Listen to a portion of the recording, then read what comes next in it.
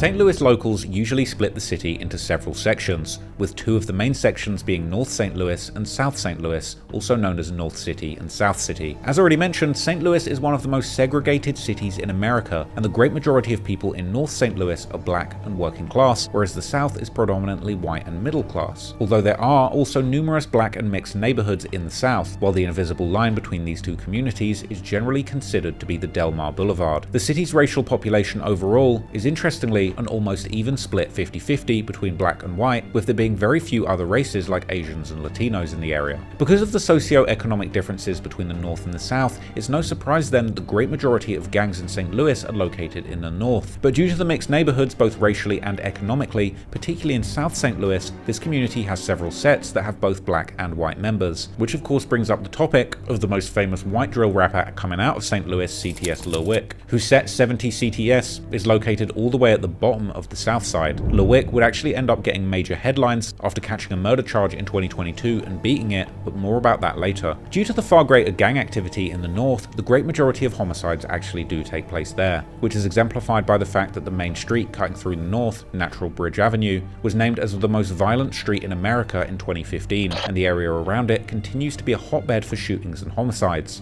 New tonight, 10 days into the new year, and city homicide detectives now have 7 cases. The latest occurred late this afternoon at Goodfellow and Natural Bridge. We're told the victim was shot in the head. I've never in my life heard anything like, that's what it sounded like.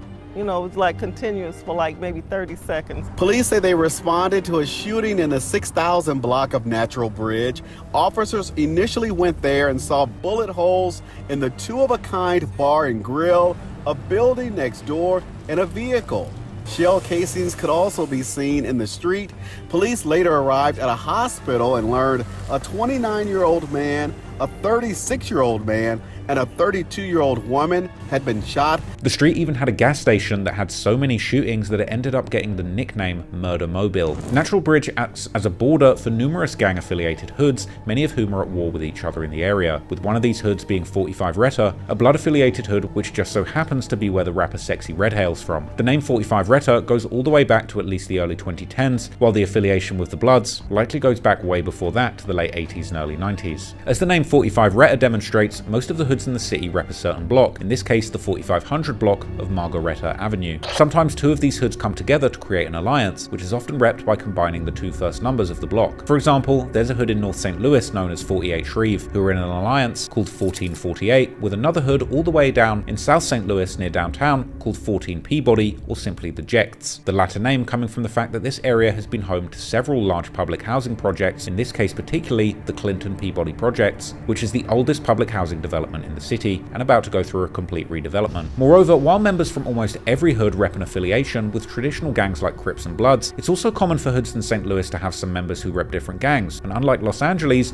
it's not uncommon to have both Bloods and Crips within the same hood, although in this case, the hood might rock another color entirely, like the hood known as 51 Scan, or simply Scan, on the west side of St. Louis, who have members from both Bloods and Crips, but rock the colors green and black, which to them represent money and murder. In an interview with Say Cheese, the rapper LA4SS from Scran would explain the difference between the Bloods and Crips of St. Louis compared to Los Angeles. Okay, and the west side is Crips? Bloods and Crips.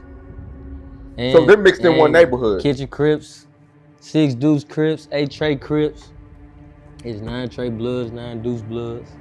You know and all these are mixed in one neighborhood? Yeah, all these is everywhere.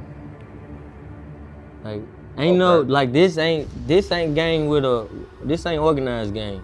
This ain't organized crime. This ain't nobody, ain't no OG, ain't no big bro, ain't no, like it's a Crip, Blood, GD from the east side, and a Vice Lord all in one car right now. It ain't nothing about no color over here. Okay. It's about what you standing on, your hood, for real. So that's what makes it different from California. It's not segregated.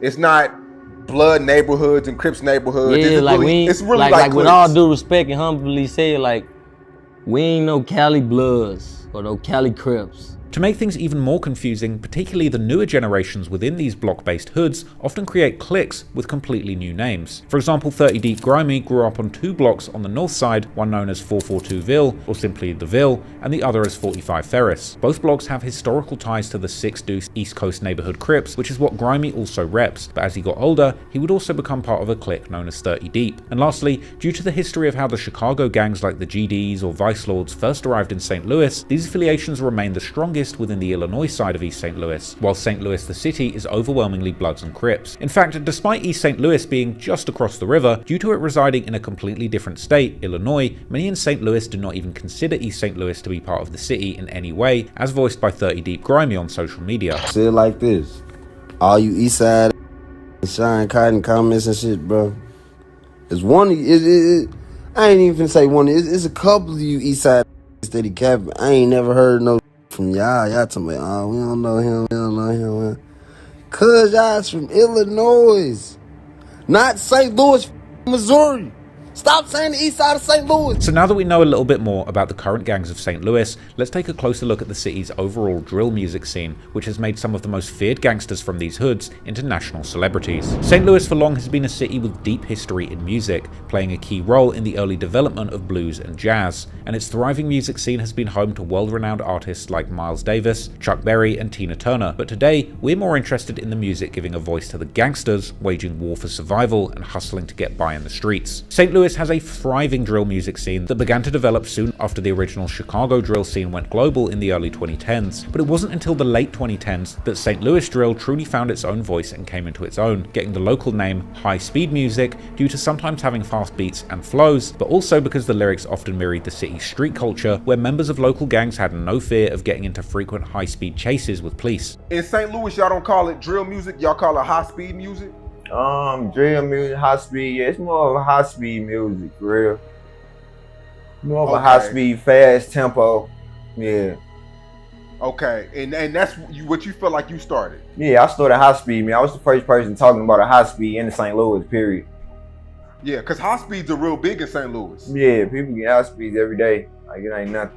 Normal, it's normal here. And of course, given the city's reputation as the country's murder capital, it's no surprise then that the music coming out of St. Louis is incredibly violent and disrespectful. Within a few years after the original Chicago drill became popular, several rappers from St. Louis began taking influence from the genre, such as a rap group known as 3 Problems, made up of 3 members known as Lil Tay, Swag Huncho, and Relly Rel, together with other rappers like LA Fours, just to name a few. The history of the St. Louis scene also can't be discussed without mentioning the AMR, or Ammunition Money Respect Clique, who were some of the earliest pioneers and included rappers like AMR Freak and AMR D Huncho, with Freak even shooting music videos as early as 2015 with the Chicago cameraman Aze production, and getting features from the biggest Chicago rappers like Lil Durk. AMR D Huncho's most popular song Snapped from 2021 has almost 2 million views on YouTube, but that same year he would be shot an insane 16 times, fortunately surviving the attempt on his life due to the bullets hitting him mostly in his arms and legs. Then you've got Jizzle Bucks, formerly known as Jizzle Bands, is another early pioneer of the St. Louis drill scene. He would later drop a popular remix to King Von's Crazy Story in 2019 and would even end up getting a feature from King Von the very same year. Later rappers like 2 Bucks, also known as Big Bucks Von, would help to pioneer high-speed music, even dropping a popular song titled The High Speed Anthem in 2018. While there were also numerous other artists who have been dropping music since the late 2010s and are still doing significant numbers, such as the Monster Gang clique with guys like Monster Gang Jose and Rayster, and of course there's also 30 Deep Grimeyy, who would gain the most national attention in the scene during the late 2010s, becoming known not just for his raps, but also his wild gold grill grin, which made him resemble a villain like Jared Leto's Joker from the Suicide Squad movie. But like other cities with respectable drill scenes, there's a whole subreddit all about it called r/St. Louis Drill,